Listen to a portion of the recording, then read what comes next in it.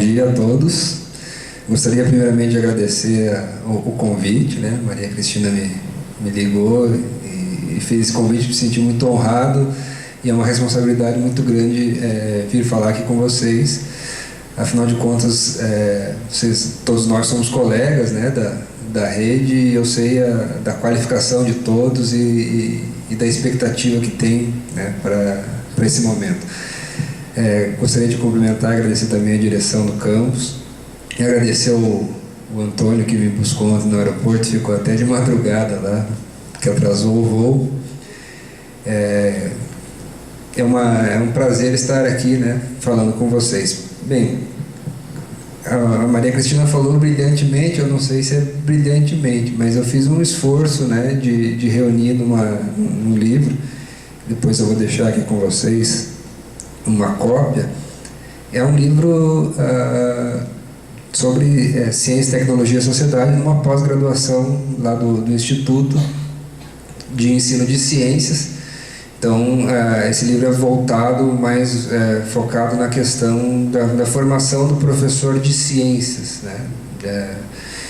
E esse material foi um desafio bem grande, como ela leu ali, na minha área de formação, de atuação, de pesquisa, né? Em geografia relacionada ao futebol, tem outras questões relacionadas a isso também.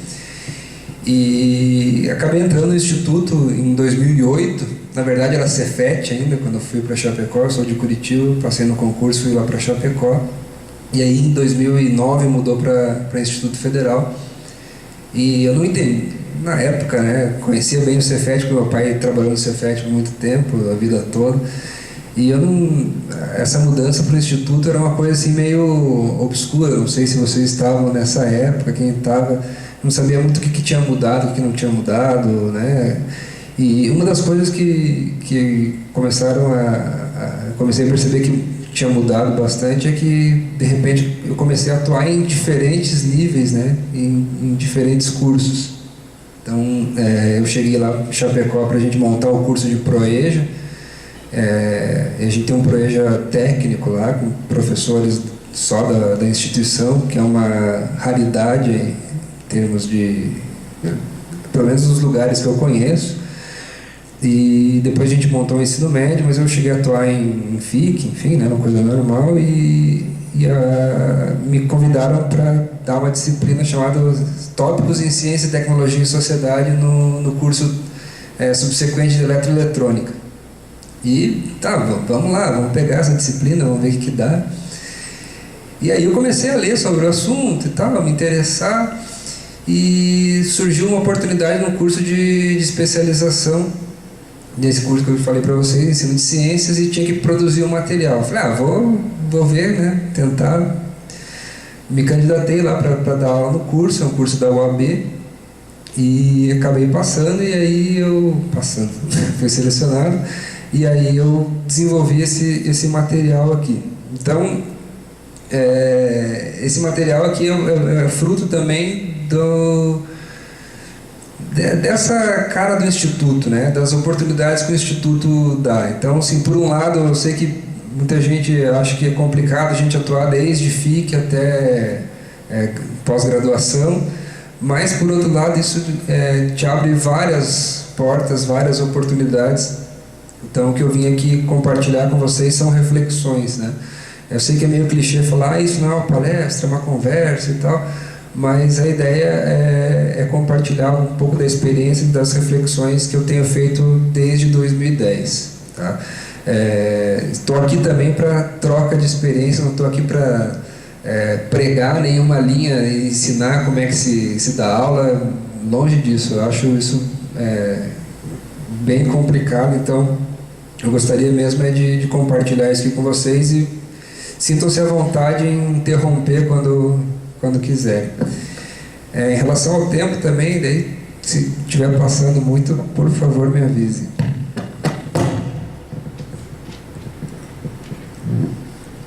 Pode ir.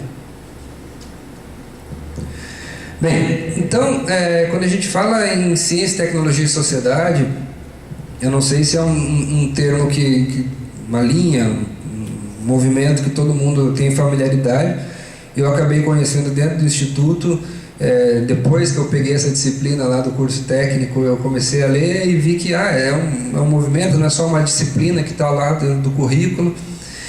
E aí eu comecei a ler e vi que vai muito além da educação, né?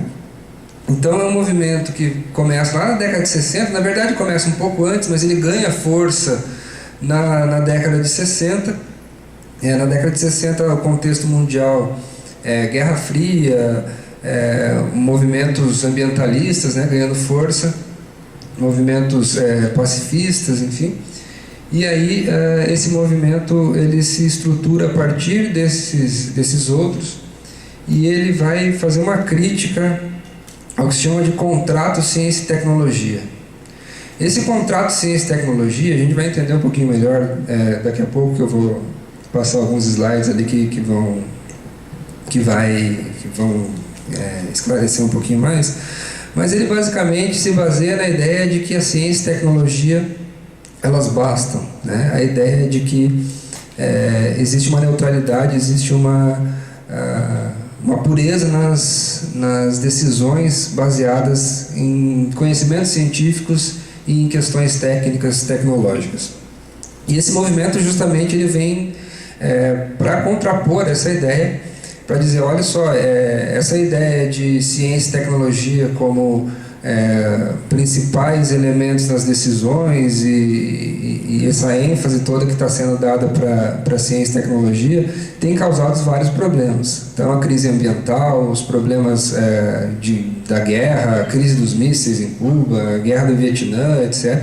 Então colocar a ciência e tecnologia na frente de tudo tem causado problemas. Então a gente tem que trazer a sociedade para essa discussão, trazer questões culturais, políticas, econômicas de outras ordens, para poder ter realmente uma visão de sociedade diferente, e isso se materializa dentro do ensino a partir do movimento que visa a alfabetização e o letramento científico. Bem, tudo isso eu vou detalhar um pouquinho melhor depois.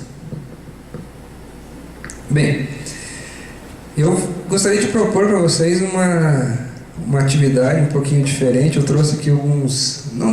É um questionário, na verdade, um pedaço de um questionário. Se vocês pudessem responder rapidamente.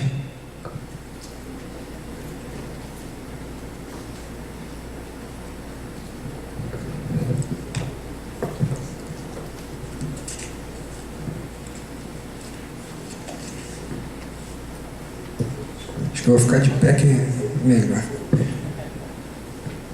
Bem, esse questionário não vou recolher, não se preocupem, né, com a resposta, no sentido de tem uma resposta certa e errada, mas esse questionário é um questionário que foi construído, eu me baseei num artigo, e ele foi construído a partir de vários outros questionários que visam tentar medir, nesse caso especificamente quantificar as questões ligadas à alfabetização ou letramento científico-tecnológico.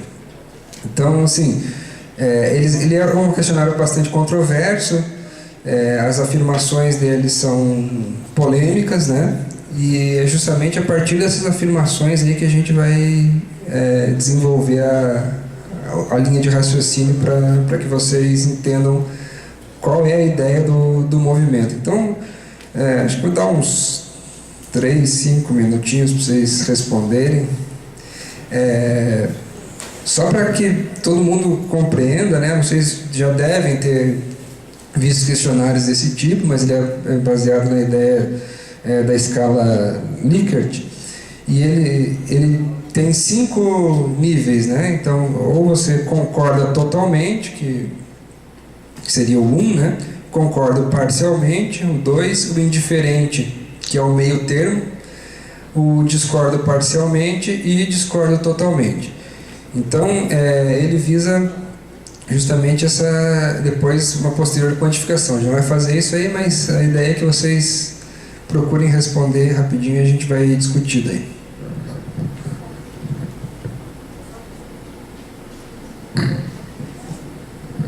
Ok? Bem, então a ideia agora é... Bem, eu vou explicar um pouquinho melhor, então, de onde que vem essa ideia do questionário. Esse questionário, ele foi desenvolvido justamente para medir, né, como que esse pressuposto aqui, ele está presente dentro da formação, né, na verdade ele foi desenvolvido para professores, mas ele pode ser aplicado para alunos também. Então ele visa questionar essa premissa, que é a premissa da crítica do movimento CTS. Então o movimento CTS ele vai criticar isso aqui, né, esse diagrama aqui, e basicamente o que suporta essas questões de neutralidade das decisões tecnocráticas, perspectiva salvacionista atribuída à ciência e tecnologia, determinismo tecnológico e o modelo linear de desenvolvimento, nós vamos detalhar isso aqui depois, é a ideia de neutralidade de ciência e tecnologia. Então, teoricamente, esse questionário, as respostas desse questionário, elas são mais de 30 perguntas, eu resumi para deixar também, senão vai ficar muito extenso, mas ele visa medir qual que é a ideia dos professores, dos alunos em relação a isso aqui.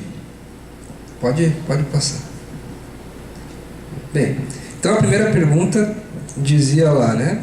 As políticas públicas são melhores quando decididas por especialistas. Muito bem. Essa é uma questão bem controversa, né? Então não vou aqui dizer que o que está certo ou o que está errado. Dentro da ideia do questionário, da fundamentação que é feita, concordar totalmente com isso aqui seria um problema, porque justamente ao concordar com isso aqui está se admitindo, né, teoricamente, que essa visão tecnocrática. Então a tecnocracia, dentro dessa ideia aqui, é a ideologização das técnicas e de seu uso como instrumento de poder.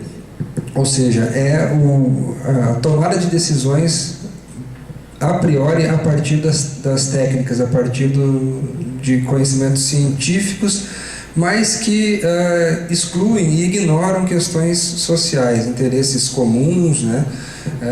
Então, essa ideia de tecnocracia está bastante presente, inclusive, não só no governo, mas também nas instituições em geral.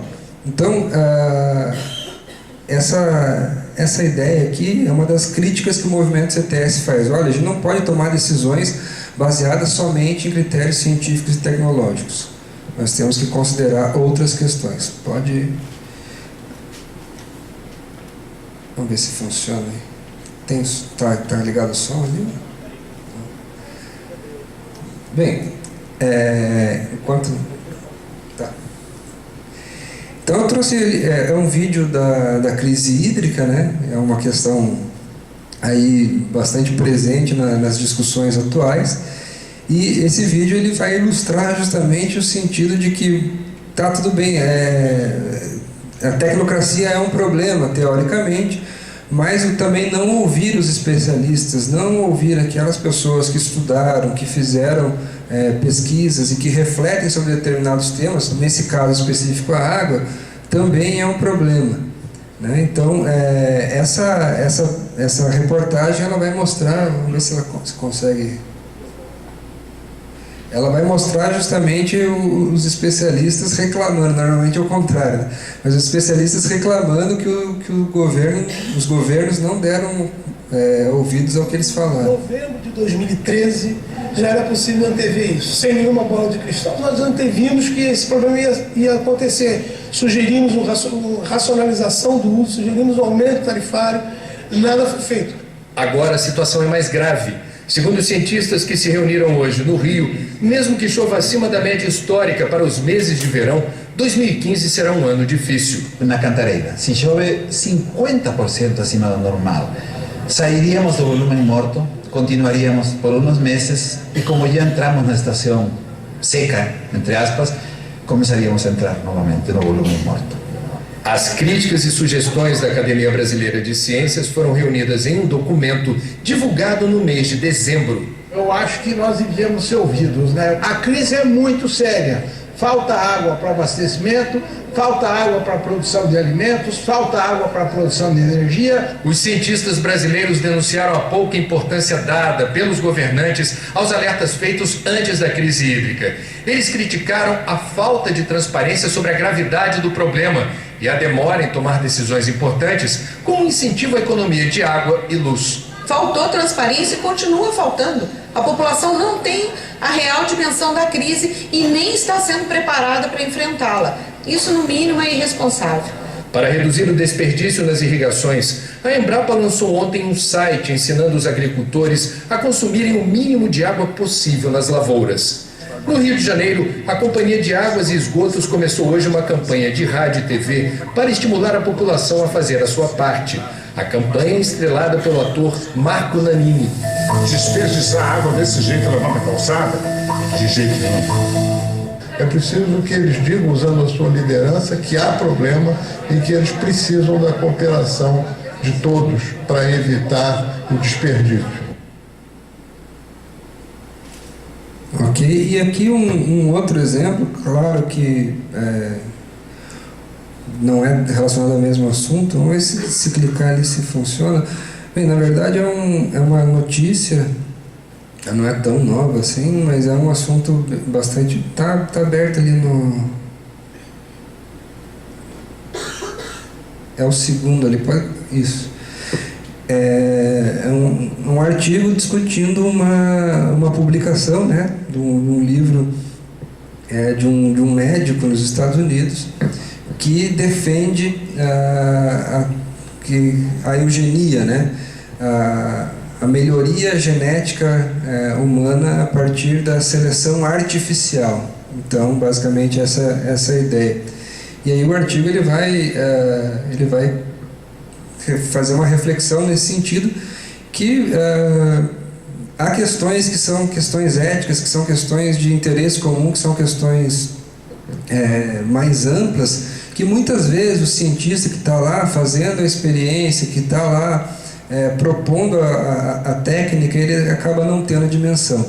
Então, se por um lado a gente não pode deixar de ouvir os especialistas, né, e nesse caso a gente se inclui nisso também, por outro lado também, a gente também tem que questionar o papel que esses especialistas têm na tomada de decisões. Então, muitas vezes é deixado na mão dessas pessoas e, teoricamente, a função do político, do governante, é olhar pelo bem comum, né? Então, essas questões, por exemplo, essas questões bastante polêmicas de eugenia, né? Ele fala da questão do alerta Gattaca, né? Não sei se vocês assistiram aquele filme Gattaca, tem um trechinho ali depois.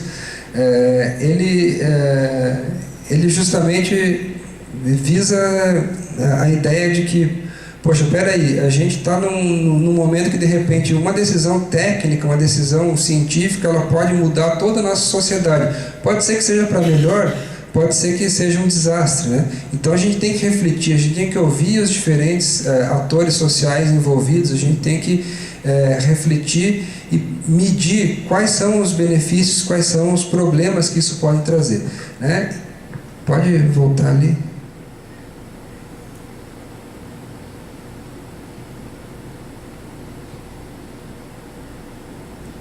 E aí tem um trecho do filme, que é um filme bastante interessante, justamente para polemizar essas questões aí. Não sei se vai dar para entender muito bem, eu tentei editar uma parte do filme. Quando limpar o vidro, Vincent, não limpe muito bem. Como assim? Pode ter ideias absurdas. Bom, mas se o vidro estiver limpo, será mais fácil o senhor me ver quando eu estiver do outro lado.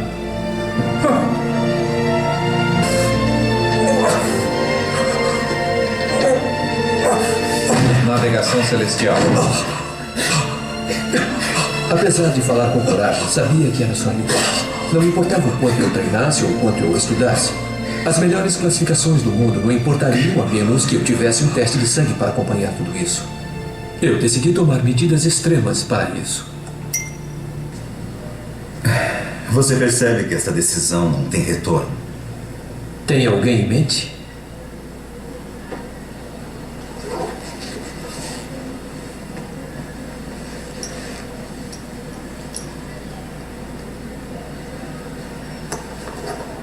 Para os geneticamente superiores, o sucesso é mais fácil de ser obtido, mas não há meios de assegurar isso. Afinal de contas, não há genes para o destino. E quando, por uma razão ou outra, um membro da elite fica numa situação financeira difícil, sua identidade genética se torna uma valiosa commodity para os inescrupulosos. Uns perdem, outros ganham. Suas credenciais são impecáveis. Sua expectativa de tempo de vida é inacreditável.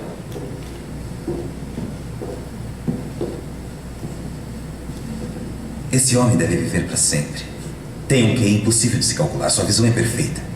E tem o coração e a força de um boi. Pode arrebentar uma parede, se ainda conseguisse correr.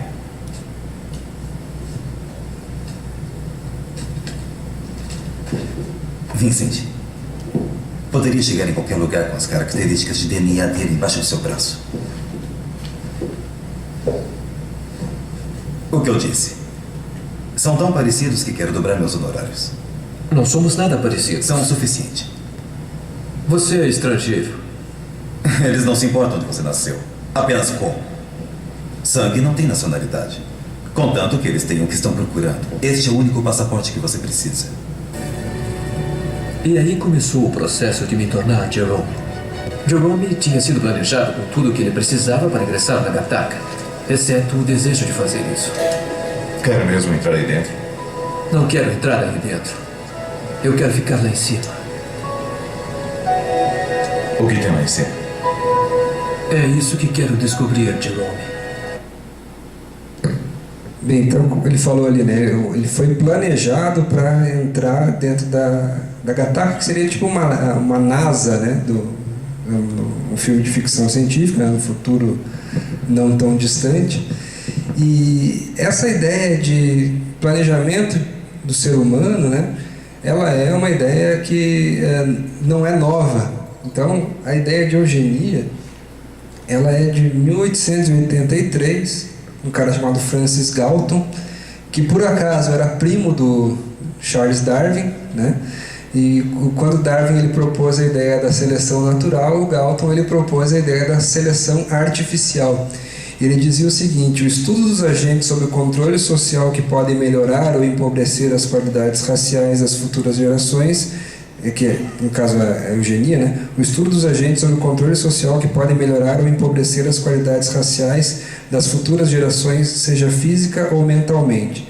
Então ele fez estudos e chegou à conclusão de que existiam pessoas mais inteligentes porque os pais eram mais inteligentes e que essas pessoas elas deveriam casar e ter filhos entre si para gerar, né, pessoas mais inteligentes. E essas ideias aí, elas acabam sendo apropriadas e distorcidas sob o ponto de vista científico, parece que uma visão puramente técnica e científica, mas que vão culminar, por exemplo, no Holocausto, né, na ideia da eugenia nazista, né, de que existe uma raça superior e as outras raças devem ser eliminadas. Então tá aí, claro, é um caso extremo, mas um problema de levar ao pé da letra e levar simplesmente como uma questão técnica, uma questão científica, uma teoria e aplicá-la com uma decisão política, né, com um projeto de um povo, por exemplo. Alguém gostaria de fazer algum comentário? Fiquem à vontade, tá, pessoal? A ideia é que vocês também possam falar um pouquinho. Esse aqui é um esquema, né, que mostra daí quais são as ciências envolvidas aí dentro da questão da eugenia, né? Antropologia, genética, biologia, enfim, geografia, sociologia, religião, medicina, que hoje em dia falar eugenia parece um crime, né? Mas é uma área também de desenvolvimento científico. Pode ir. Bem, a segunda questão ali, não sei o que vocês marcaram, mas diz lá, os modelos científicos representam fielmente a realidade. Concordar com isso também, dentro da ideia do questionário, seria um problema, porque justamente se parte do pressuposto do movimento CTS e até outras discussões dentro dessa área, né, de história e filosofia da ciência, da epistemologia, de que a ciência não é igual à realidade. Questionar essa ideia de que existe uma diferença entre a realidade e as representações que se fazem dessa realidade, das formas de tentar se aprender essa realidade. E a ciência seria uma dessas formas. Não seria a única, não necessariamente seria a melhor, mas seria a forma predominante na sociedade moderna, né? Então, essa ideia da predominância da ciência, essa ideia da ciência ser a melhor representação e ser a própria realidade, então muitas vezes as pessoas acabam achando, não, porque é científico é porque é de verdade, é real, né? Se foi provado pela ciência, então é assim mesmo. Justamente baseado naquela ideia de neutralidade que eu mostrei para vocês lá naquele primeiro diagrama. Então a ideia de que a ciência é neutra, ela não tem nenhum interesse, que ela é pura, que ela pode chegar à realidade em si, nesse caso seria um problema, porque você acabaria desconsiderando outras representações, que são representações importantes, são outras formas de ver a realidade, como os saberes, o senso comum, né? Então, por exemplo, muitas vezes o chazinho da avó acaba curando mesmo a dor de barriga, né? Mas de onde vem aquilo? Não é necessariamente o conhecimento científico, mas é uma coisa que a aplicação tem efetividade. Ou, por exemplo, as artes, né? Que são uma outra forma de representar, de aprender a realidade. A religião, a própria mitologia, que para a gente parece uma coisa muito distante, né? Mas eu fiz uma parte da minha pesquisa no Amazonas, e lá no Amazonas é impressionante como as pessoas, Manaus nem tanto, porque Manaus é uma cidade grande e tal, mas em cidades até em porte razoável, Parintins, por exemplo, tem 100 mil habitantes, e como as pessoas, elas acreditam realmente nesses mitos, né? Nessas explicações que são fantasiosas, que para uma pessoa que tem uma formação científica pode parecer um absurdo, né? Como a lenda do Boto, a da Iara, não sei o que. A gente aqui conta como se fosse uma história de criança, né? Mas as pessoas lá realmente acreditam nisso, né? Bem, é difícil de dizer que eles estão errados, eles estão, sob o ponto de vista científico, equivocados, né? Científico, eles estão equivocados. Mas essa forma de apreensão da realidade é uma apreensão válida. E muitas vezes nossos alunos, eles chegam com esses conhecimentos. Cabe à escola, né? A gente, teoricamente, aqui é a casa do saber científico, né? Cabe à escola desconstruir, mas acho que cabe à escola também respeitar essas outras representações. Eu acho possível que se conviva, né, a ciência com outras representações da realidade.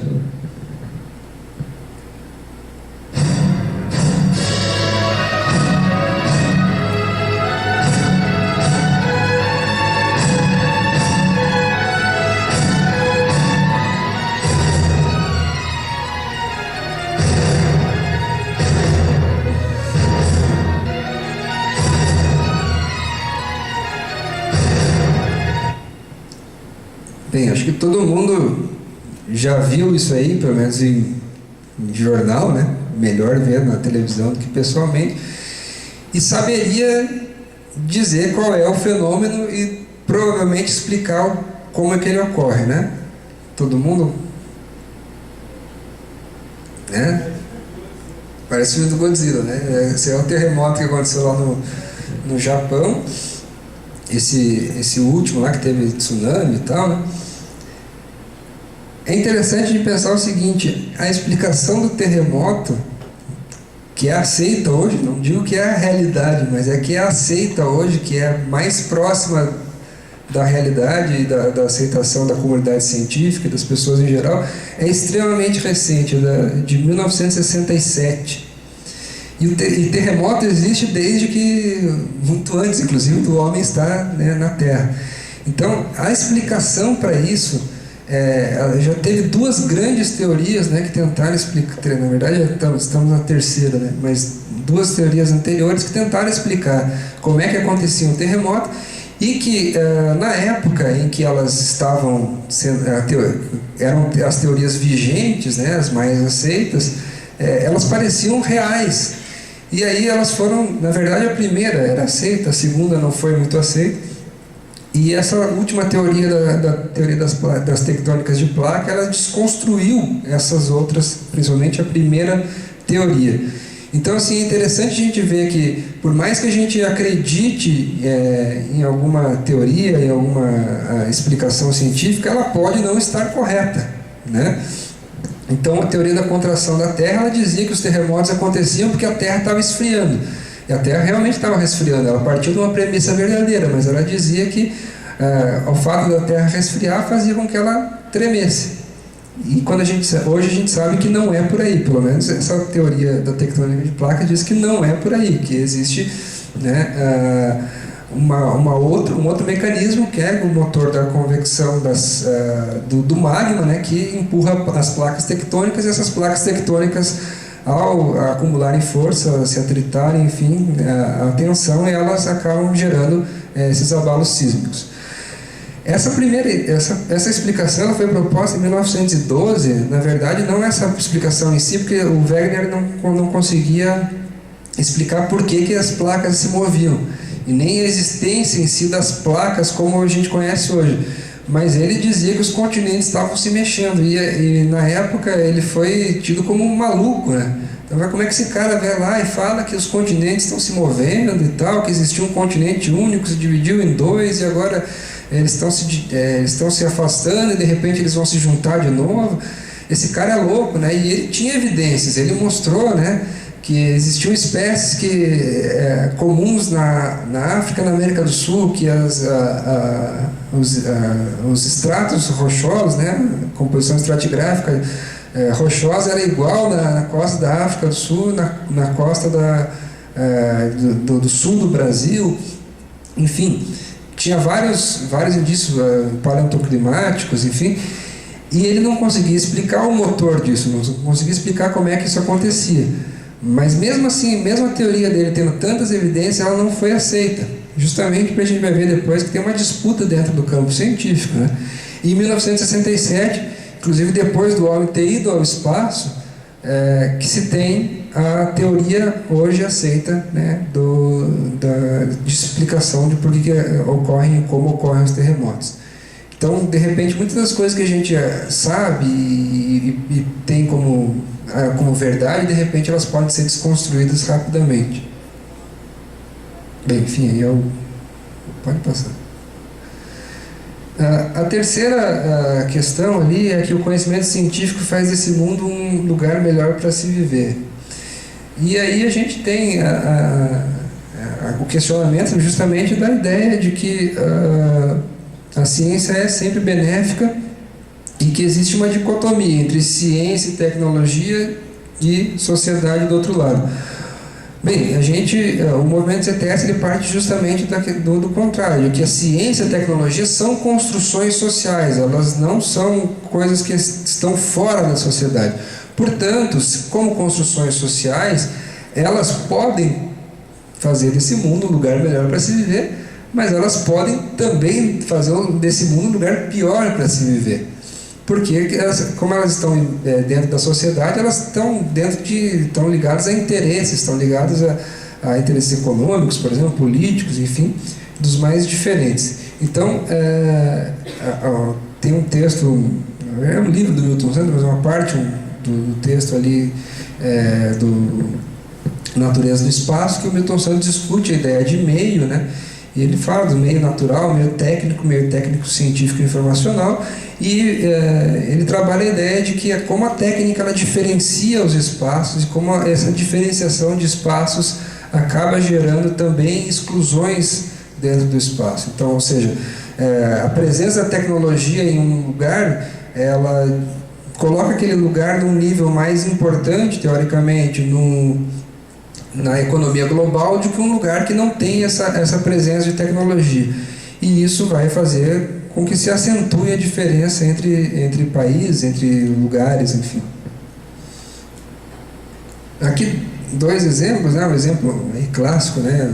Desenvolvimento da teoria nuclear e os usos diversos que esse conhecimento pode gerar. Então, para o lado bom, por exemplo, o tratamento de câncer, né, e tudo mais, e para o lado da bomba atômica também.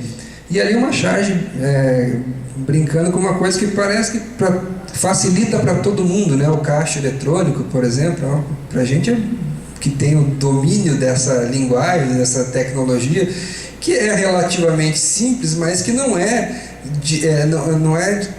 dominado por todo mundo, né? Então ele diz, não sei se dá para ler ali, a velhinha fala, agora o bicho está mandando ler os códigos de barra, daí ela fala, um fino, um grosso, um fino, um fininho, um fino, branco, um grosso. Então quer dizer, olha, é uma tecnologia que a ideia é facilitar, você vai lá com o teu código de barra lá e faz o pagamento para você ficar digitando e tal, é fácil, é prático, beleza. Só que para quem não tem esse conhecimento, isso acaba sendo até um empecilho, né? Então, é interessante a gente pensar o seguinte também, né? A tecnologia está aí, mas ela a gente precisa promover também a inclusão digital, a inclusão tecnológica, no caso, e esse é um dos, na minha opinião, é uma das missões do Instituto, um dos objetivos que a gente tem também de incluir nossos alunos nesse mundo tecnológico, saber com que eles saberem atuar nesse mundo, né? Muitas vezes a gente parte do pressuposto, eu dei aula de informática por algum tempo ali no Instituto, para o pessoal do Proeja, e às vezes eu me sentia assim, meio idiota, assim, explicando para os caras, não, olha, esse botão aqui é o Enter, se você clicar nesse botão ele pula a linha, não sei o que, e eles faziam uma cara assim, isso aí eu já sei, né? E a gente pensa, os caras já sabem tudo, isso aqui eu estou repetindo uma coisa óbvia, né? Mas todo semestre tinha que partir do básico, né? E a gente sempre via que, por mais que você explicasse e achasse que eles sabiam, tinha muita gente que parecia que sabia, que agia como se soubesse, mas que tinha uma dificuldade muito grande. Então, a gente tem que também evitar partir de premissas incorretas de que todo mundo sabe mexer nisso aí, porque os nossos alunos eles ficam no celular, eles ficam no Face e tal, eles têm o domínio da ferramenta. Talvez eles tenham o domínio da ferramenta do site, do Facebook e tal, mas muitas vezes não sabem fazer uma pesquisa na internet, muitas vezes eles não sabem fazer uma planilha no Excel, uma coisa simples, né, que a gente às vezes, por eles estarem nesse mundo digital e tal, a gente parte do pressuposto que eles já sabem. Então a gente precisa ter esse cuidado também. Bem, a outra questão ali que os cientistas não conseguem prever de antemão os efeitos negativos de uma nova descoberta científica. Essa é uma questão bem polêmica, né? Mas que também a ideia é de que os cientistas já teriam condições de antemão de saber de algumas coisas. Para discutir esse ponto, eu trouxe ali um autor que é bem interessante, mas eu nunca li ele no original, para falar bem a verdade para vocês, mas ele tem citações interessantes em alguns textos, que é um holandês chamado Becker, e ele vai trabalhar com a ideia dos conjuntos sociotécnicos, e é uma explicação, uma teoria que ele formulou justamente baseado nessas 4 etapas, 4 partes, e ele diz o seguinte, que toda tecnologia, toda técnica, todo artefato, ele tem grupos sociais relevantes, que são pessoas, são grupos, são atores que estão presentes no seu planejamento, no seu desenvolvimento, na difusão desse artefato e na própria discussão dele. A estrutura tecnológica, que seria os padrões, né, que esses grupos sociais relevantes eles têm, as ideias, valores, conceitos, teorias, enfim. A flexibilidade interpretativa, que é a negociação que há entre esses grupos, aos diferentes grupos sociais relevantes sobre o significado de determinado artefato, de determinada técnica. E a estabilização, ou fechamento, que é quando você tem aí se chega a um consenso, se isso é possível mesmo, né, um fechamento dinâmico sobre essa técnica. Então eu trouxe até um exemplo aqui, que ele é bem polêmico, pode passar, por favor, que é a questão dos transgênicos, né, que é um assunto que a gente discute em geral dentro do currículo escolar, pelo menos na área de geografia eu acabo discutindo, acredito que na área de biologia também, mas que é um tema que ainda hoje é bastante polêmico, tem visões muito diversas, e ele é interessante para ilustrar justamente essa teoria, né? Dos grupos sociais envolvidos. A gente tem os produtores agrícolas, tem as pessoas, tem as empresas que fazem a manipulação genética, tem os consumidores, e muitas vezes há um jogo de interesse, as informações são truncadas, há muitas questões ideológicas envolvidas nisso aí, e na minha visão hoje não chegou ainda num fechamento em relação ao uso de transgênicos, né? Por mais que ele esteja predominante, né, no caso do milho, da soja no Brasil, ainda há muita polêmica e ainda acho que há espaço para discussão, né? Então ali a primeira imagem ele fala é um outdoor ali das pessoas que apoiam, né, os transgênicos. Depois tem ali uma charge da população, né, a visão da população, né, eu comi a soja e não aconteceu nada. Aí tem pessoas que manifestações contrárias ao transgênico, e aí também uma outra charge que acaba ironizando a questão da Monsanto e das próprias pesquisas científicas em torno disso. Então quer dizer o seguinte, existem interesses por trás também dessas teorias e desse desenvolvimento técnico. Pode... Então aqui a quinta questão, né? Vou tomar uma aguinha aqui.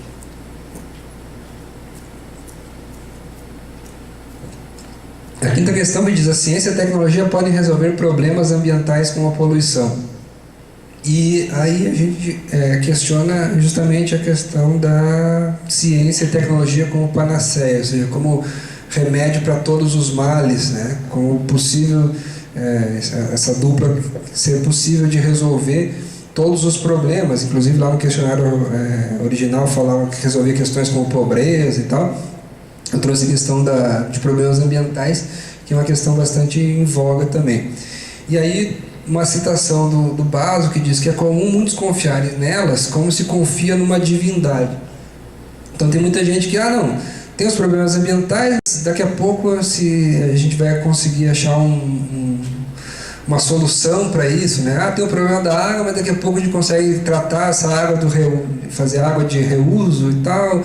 A gente tem técnicas que nos propiciam obter aí água potável. Muito bem, temos, mas será que a ciência e a tecnologia resolvem todos os problemas? E aí, partir dessa ideia é ignorar justamente essas dimensões culturais, sociais que existem na crise ambiental. Pode... Bem, aí algumas imagens que ilustram... pode ir passando, né? No caso aqui o dodô, que é uma ave que foi extinta, né? Nesse caso a ciência e a tecnologia não tem ainda uma solução para isso, né?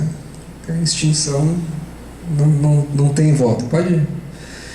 Enfim, algumas imagens que ilustram, né, vários problemas ambientais que existem e persistem há muito tempo, que são problemas sociais também, e muitas vezes não são vistos como tal, e que a ciência e a tecnologia, por mais que tenha avançado, pode passar, por mais que tenha avançado muito, né, nos últimos anos, aí, não tem ainda uma solução, não tem uma resposta para isso. Justamente porque essas questões são questões muito mais amplas do que questões técnicas, questões de conhecimento. Pode ir. A outra questão falava ali sobre desenvolvimento tecnológico gera desenvolvimento social. Então essa também, né, ela vai questionar a linearidade do desenvolvimento. Então parte do pressuposto também que ao concordar disso aqui, você está aceitando que a ciência e a tecnologia são neutras e que o desenvolvimento ele acontece de forma linear, no sentido de que o desenvolvimento científico gera desenvolvimento tecnológico, que por sua vez gera desenvolvimento econômico e que por sua vez gera desenvolvimento social. Ou seja, se você investir em ciência, lá no final você vai ter desenvolvimento social. Quando a gente pega exemplos práticos, né, exemplos reais, a gente sabe que o desenvolvimento científico, em geral, ele leva a desenvolvimento tecnológico. Apesar de haver desenvolvimento tecnológico sem necessariamente haver desenvolvimento científico, sem necessariamente estar dentro da academia, né? Pode ser na indústria, no setor de serviço, mas que aí já começa a ficar um pouco complicado, porque o desenvolvimento tecnológico ele pode gerar realmente desenvolvimento econômico, mas em geral ele gera desenvolvimento econômico para um pequeno grupo. Ele não gera desenvolvimento econômico para a sociedade como um todo. Então, normalmente, aquele que detém o desenvolvimento tecnológico, que detém o conhecimento, o saber e a possibilidade da produção, né, de tecnologia, ele vai ter um lucro muito grande. E aquelas pessoas que são apenas consumidores, elas vão ter a ideia de que, ao adquirir esse bem, eu vou estar, né, com melhores possibilidades dentro da sociedade e tal, mas elas não vão ter os lucros, não vão ter o desenvolvimento econômico necessariamente daqueles que desenvolveram. E muitas vezes as pessoas que não conseguem adquirir, por exemplo, esses artefatos, elas ficam mais excluídas ainda. Ou seja, o desenvolvimento econômico ele não necessariamente leva a desenvolvimento social. Isso aqui não é nenhuma novidade, né? Isso aí também, essa ideia ela foi desenvolvida justamente na mesma época da discussão ambiental, da ideia de desenvolvimento sustentável, a ideia de sustentabilidade, enfim. Então, o desenvolvimento social ele é uma coisa muito difícil de se conseguir e não é só pelo desenvolvimento científico que a gente chega lá. Pode ir.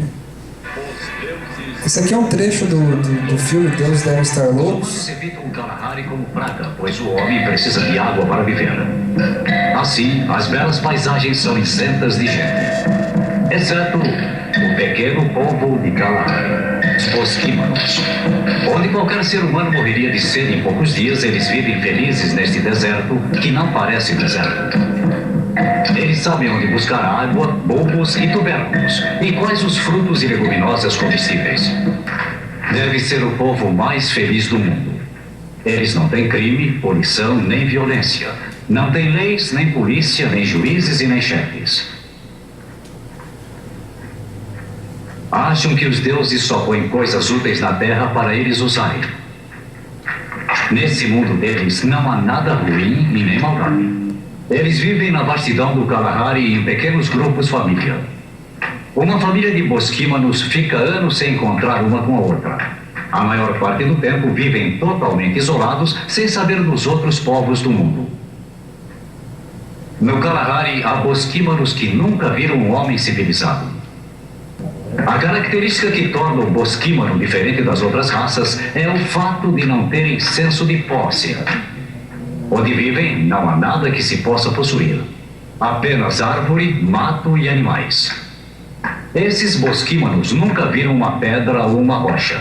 Eles conhecem bem a madeira e ossos. Vivem num mundo amável onde nada é duro como rocha ou concreto. Ultimamente, estranhas coisas apareciam às vezes no céu. Pássaros barulhentos que voavam sem bater as asas.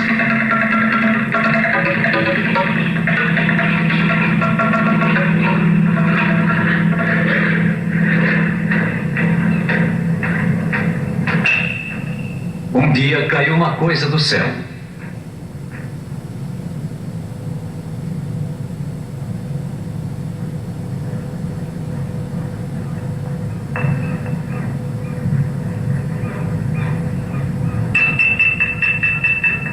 Xi nunca tinha visto nada igual antes. Parecia água, mas era muito mais duro que qualquer outra coisa. Perguntava-se por que os deuses teriam mandado isso à Terra.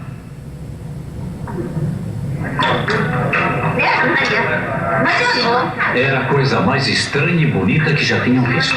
E queriam saber por que os deuses a mandaram.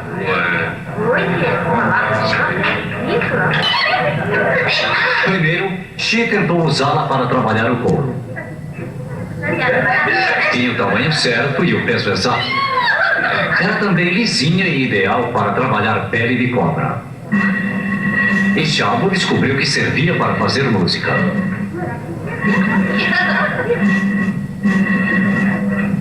E cada dia eles descobriam um novo uso para ela.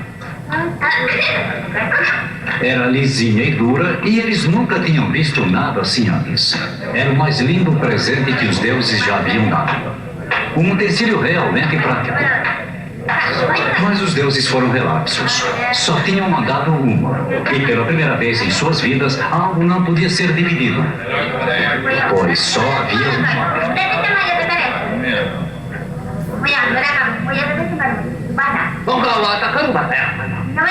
De repente, todos precisavam dela o tempo todo. Algo que nunca haviam tido tornara-se indispensável. Emoções nada comuns começaram a surgir. Um sentimento egoísta de não querer dividir.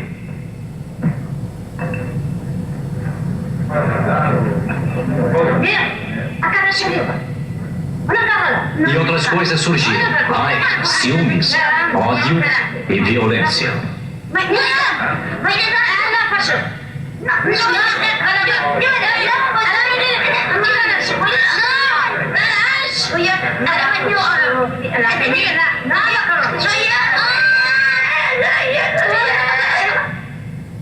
Xi estava zangado com os deuses. Ele gritou: leve isso de volta, veja que problemas causou. Mas os deuses não a levaram de volta. Naquela noite não houve risos nem conversa em volta da fogueira. Um estranho sentimento de culpa reinava na família. E eles estavam calados. Bem, também é um trecho, né? Esse filme é bem legal para trabalhar essa questão. O comecinho do filme dá uns 16 minutos, eu tenho uma resumidinha, mas ele mostra justamente essa... é bom para trabalhar essa ideia de que, às vezes, o desenvolvimento... Primeiro, que a tecnologia ela é produzida socialmente, né? Essa ideia de que ela vem dos deuses, vem de fora da sociedade, é uma ideia que, por mais que seja tentadora para a gente, ela é falaciosa, né? E outra, que muitas vezes um artefato que melhorou processos produtivos dentro da sociedade ali, ela gerou problemas sociais por outro lado, né? Gerou desigualdade, gerou violência, diferenciações dentro, esse sentimento de posse, e que, nesse caso, o desenvolvimento tecnológico, teoricamente, piorou, né, a sociedade. A outra questão era se opiniões ou valores pessoais não influenciam as teorias científicas. Essa é uma questão, talvez, das mais polêmicas de todas as que estão aí, e é difícil a gente chegar... Bem, teoricamente, quem formulou o questionário, né, lendo lá, diz que é um problema concordar com isso.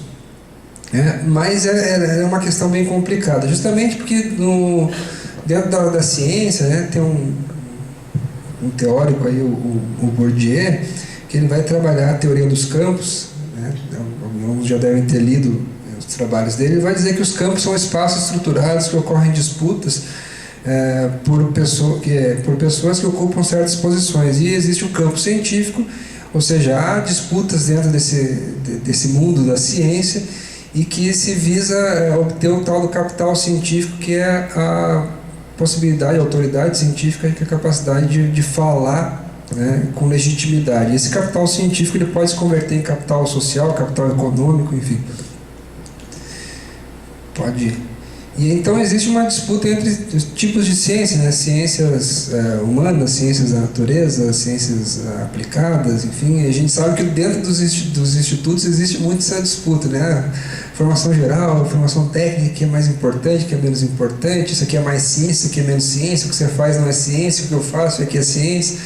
Então essas questões elas estão ligadas também a opiniões pessoais e valores. E também de que alguns tipos de ciência, alguns tipos de pesquisa, eles são passíveis são mais possíveis ou mais crível você deixar de fora suas opiniões pessoais. Outros tipos de pesquisa são mais complicados. E aí eu peguei algumas declarações, né, do Stephen Hawking e do John Lennox, né? O Stephen Hawking é bem famoso, né? Inclusive tem o filme agora da Teoria de Tudo, um filme bem legal, e ele tem texto do filme que ele trata essa questão, né? E Stephen Hawking é um ateu, né? Ele diz então que Deus não é suficiente para explicar o surgimento do universo. Ele fala também que antes de entendermos a ciência, o lógico era acreditar que Deus criou o universo, mas agora a ciência oferece uma explicação mais convincente. Não há nenhum Deus, sou ateu. A religião crê em milagres, mas esses não são compatíveis com a ciência. Ou seja, ele deixa claro que não se pode ser cientista e acreditar em Deus ao mesmo tempo. E aí o Lennox, que é um matemático que também pesquisa a questão da origem do universo e enfim, o funcionamento do universo, ele diz o seguinte: mas como cientista e cristão eu diria que a afirmação de Hawking é equivocada. Ele nos pede para escolher entre Deus e as leis da física, como se estivesse necessariamente em conflito mútuo. Mas ao contrário do que afirma Hawking, as leis da física nunca podem fornecer uma explicação completa do universo. Leis em si não criam nada, elas são apenas uma descrição do que acontece sob certas condições. Ou seja, aí fica claro que existe uma disputa que está ligada a como fazer ciência, mas também está ligada a valores pessoais, ou seja, numa crença, né, em Deus, numa religião, enfim.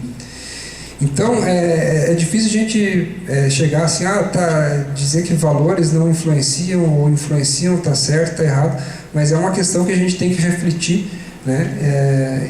E acho que é uma questão bastante importante que a discussão em si ela vai tirar um pouquinho da neutralidade da técnica. Não precisa nem colocar o vídeo ali, mas tem um vídeo, depois eu posso deixar o link para vocês, que é sobre a questão do Reino Unido aprovou agora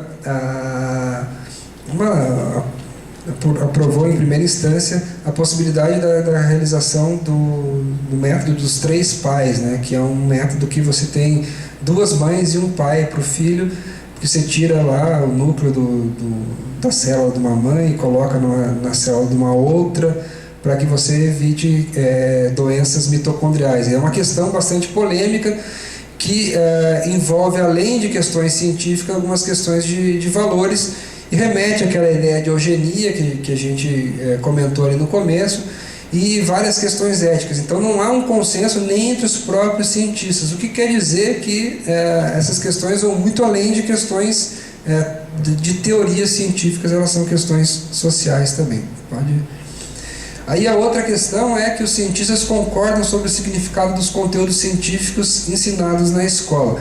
A própria frase ela é um pouco confusa, né? Enfim, ela dá margem a interpretações, mas é difícil a gente pensar que todo mundo concorde sobre tudo, né? O que é ensinado na escola ou como é ensinado na escola. Então, eu trouxe aqui alguns questionamentos nesse sentido, né? Sobre o que é ensinado na escola.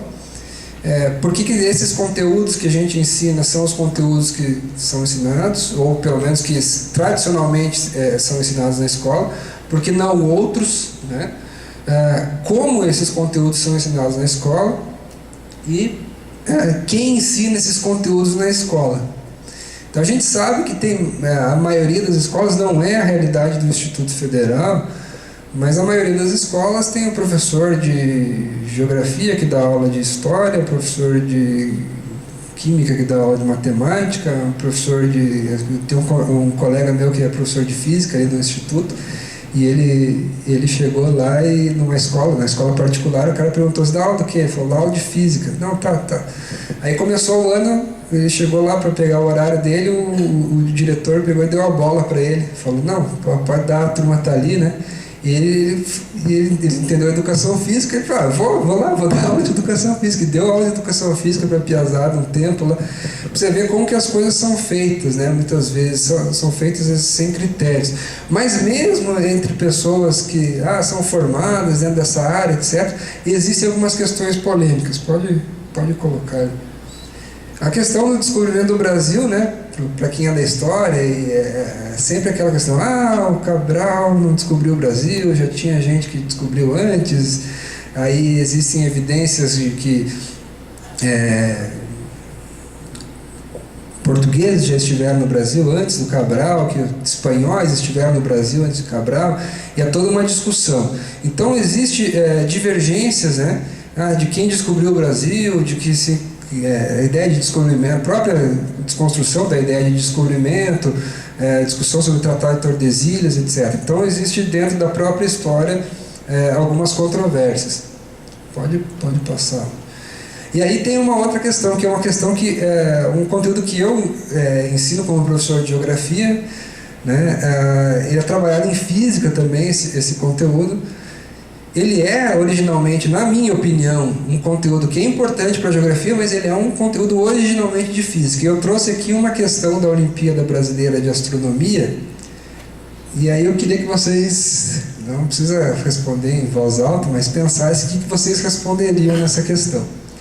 Todo mundo estudou isso aqui com certeza, e é um conteúdo assim, bem básico, né? Então diz lá: você sabe que a Terra gira em torno do Sol numa órbita elíptica.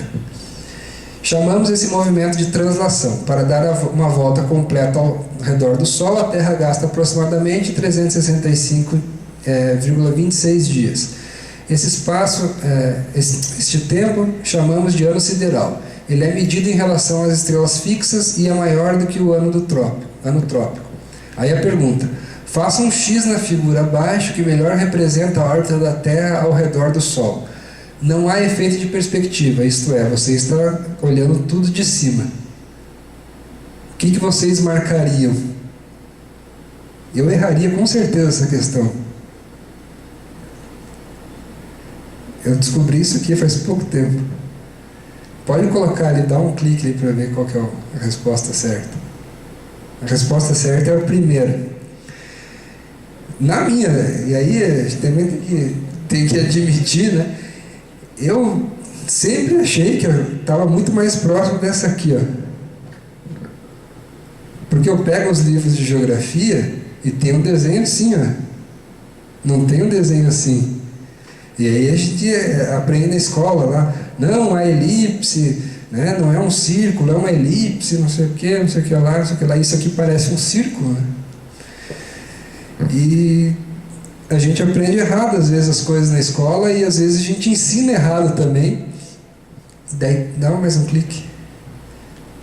Aí ele dá toda a explicação ali, né, que a órbita da Terra é uma elipse baixíssima, de baixíssima excentricidade e tal.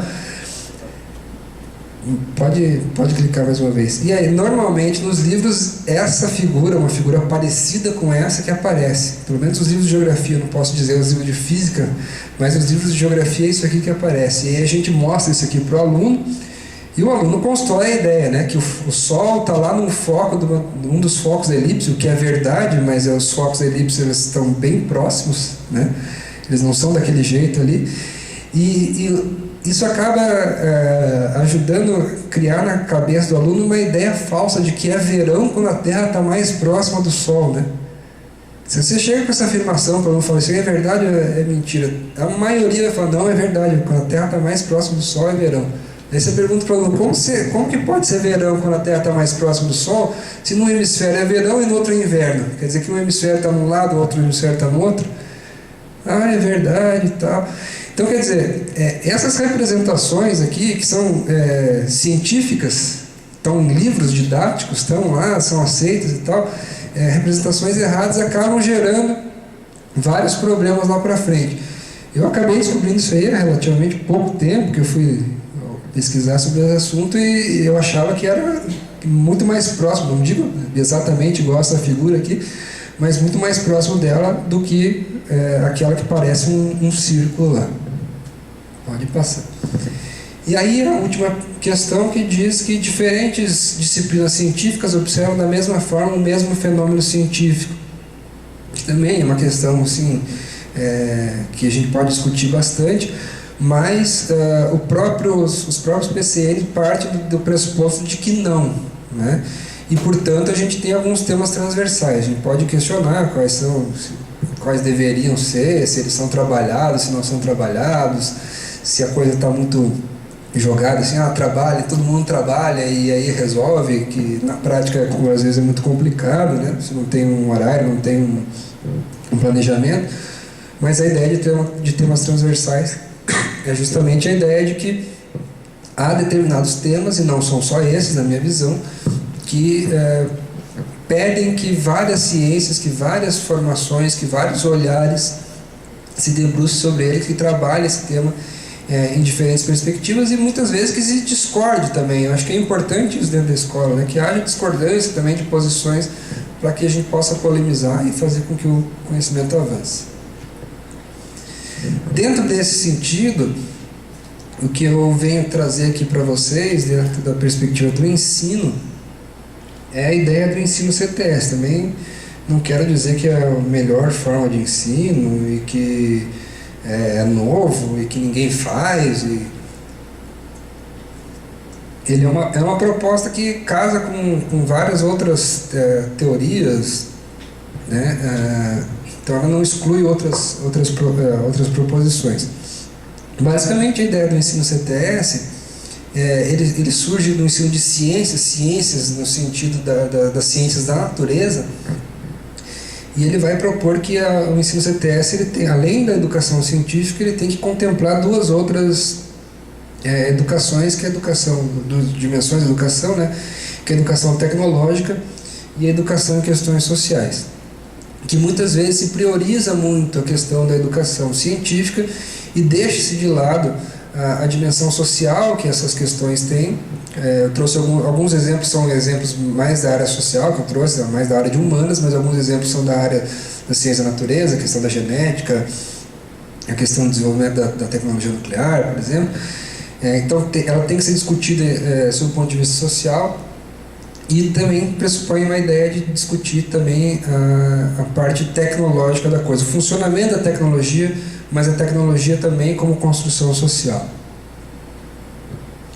E o objetivo assim, não são duas coisas diferentes, mas em geral os autores concordam nesse aspecto, que o objetivo maior do ensino, de uma educação, do ensino CTS, é chegar no nível de alfabetização e letramento científico e tecnológico. Ou seja, o que seria isso aí? Segundo o Ático Chassot, a ciência é uma linguagem, portanto, cabe à escola ensinar o aluno a ler essa linguagem.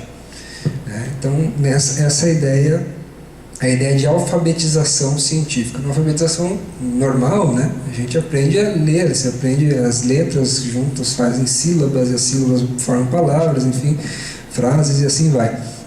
Então a proposta dele é que se faça isso com a ciência, e que quando a pessoa consegue ler a ciência, ela tem a possibilidade então de transformar o mundo, ou seja, agir a partir de conhecimentos científicos. Um outro autor, ele faz uma revisão no artigo dele, o Wildson dos Santos, ele já faz uma diferenciação entre os termos de alfabetização e letramento. E ele coloca também uma outra dimensão aqui, que é a questão tecnológica, né? O Chassot ele fala mais da questão científica, o Santos vai falar da questão tecnológica também. Então ele diz o seguinte: a alfabetização científica ou tecnológica seria o domínio da linguagem científica ou tecnológica, ou seja, conhecer os conceitos, saber como é que a ciência funciona, ou saber, por exemplo, usar um computador, né? E a dimensão do letramento seria a prática social, ou seja, a aplicação desses conhecimentos e a reflexão mais ampla acerca dessas questões. Ou seja, é você utilizar, por exemplo, o conhecimento que você tem sobre o setor energético, como se gera energia, etc. E aí você atuar na comunidade questionando ou até promovendo, tentando promover alguma fonte de energia, por exemplo, que você considera mais adequada, por exemplo, a energia eólica aqui, que está bastante presente na região, né?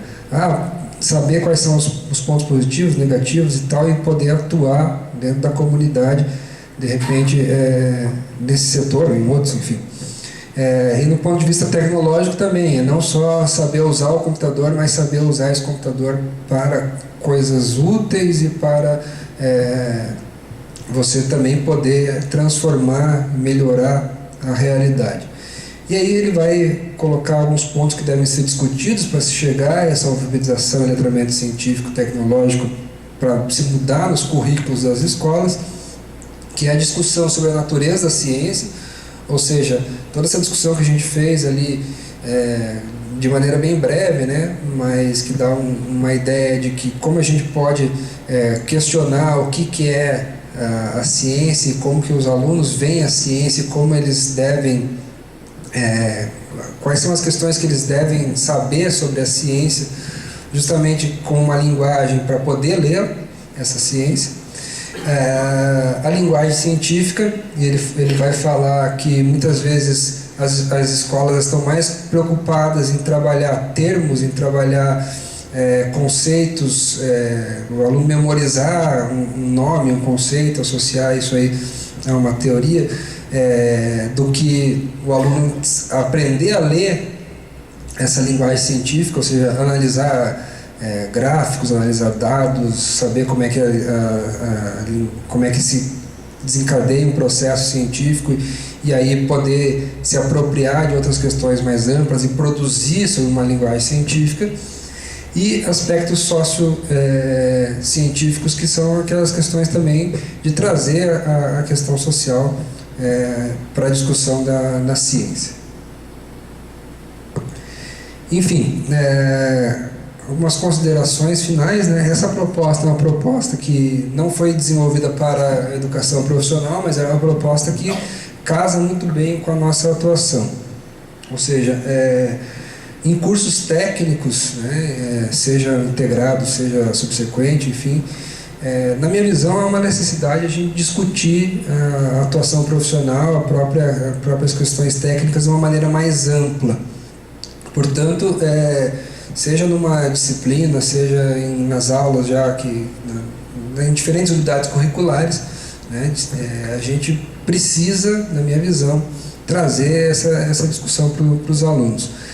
E essa proposta de ensino é uma das possibilidades que a gente tem para fazer isso, né? E eu acho que funciona legal, assim, os alunos eles acabam, por mais que às vezes eles pensam assim no começo da disciplina, num curso subsequente, por exemplo, no curso de engenharia, que eu também trabalho lá, eles pensam, essa disciplina aqui é uma disciplina para encher linguiça, só para cumprir carga horária, isso que não é importante e tal. No começo eles torcem o nariz, mas no decorrer do semestre você vê que eles vão tomando gosto pela coisa e começam a ver de maneira diferente a própria atuação profissional, a atuação dentro da sociedade. E por isso a gente tem que questionar algumas questões, né, alguns pontos, como se a gente vem trabalhando a ciência só como linguagem, ou se a gente também trabalha a ciência como um objeto, se a gente discute ciência ou se a gente parte daquilo que eu falei para vocês, ensinar para o aluno que apertar o Enter pula uma linha, que para a gente parece uma coisa tão simples, tão básica, tão boba. Às vezes a gente acaba não explicando o funcionamento da ciência porque nos parece uma coisa que está dada, que é fácil, que todo mundo sabe, que o aluno ele tem essa informação. Mas eu acho que é importante a gente trabalhar isso aí. A tecnologia como meio, ou seja, como normalmente é trabalhado nas escolas, né? A escola trabalha tecnologia, lá tem o computador, tem o data show, tem os laboratórios e tal, mas muitas vezes a gente acaba não trabalhando a tecnologia como conteúdo. Polemizar o que é tecnologia, como é que se desenvolveu essa tecnologia, qual que é a importância disso aí, quais são os grupos que estão envolvidos no desenvolvimento, no uso dessa tecnologia, né? Quais são os efeitos dessas tecnologias na nossa sociedade. E priorizar questões sociais, políticas, culturais. Não é porque eu sou da área de humanas que eu estou colocando isso aqui. É uma questão que vem sendo trazida, né? E os principais teóricos dessa área de CTS, inclusive, são engenheiros, são químicos, físicos, matemáticos, porque eles veem que, e aí quem é dessa área pode falar muito melhor do que eu, que esses cursos acabam esvaziando um pouco a questão social e que isso é fundamental na formação dos nossos estudantes.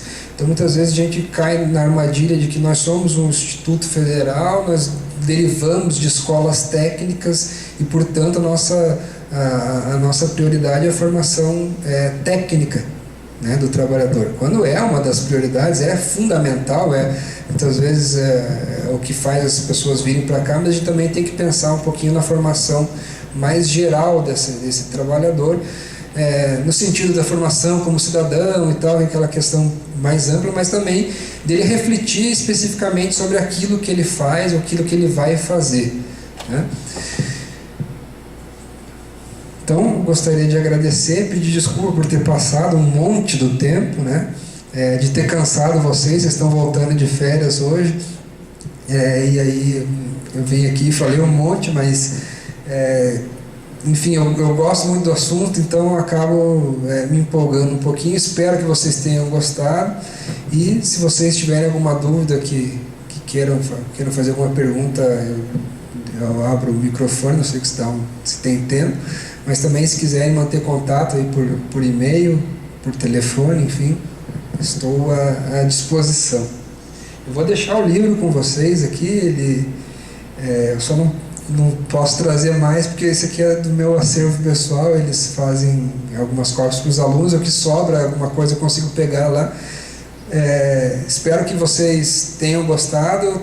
O livro tem em PDF também, eu vou deixar aqui com a Maria Cristina, depois acho que não sei se vai para a biblioteca, como é que vocês vão organizar isso aqui, mas gostaria de agradecer novamente, né? Foi um imenso prazer falar para vocês aqui.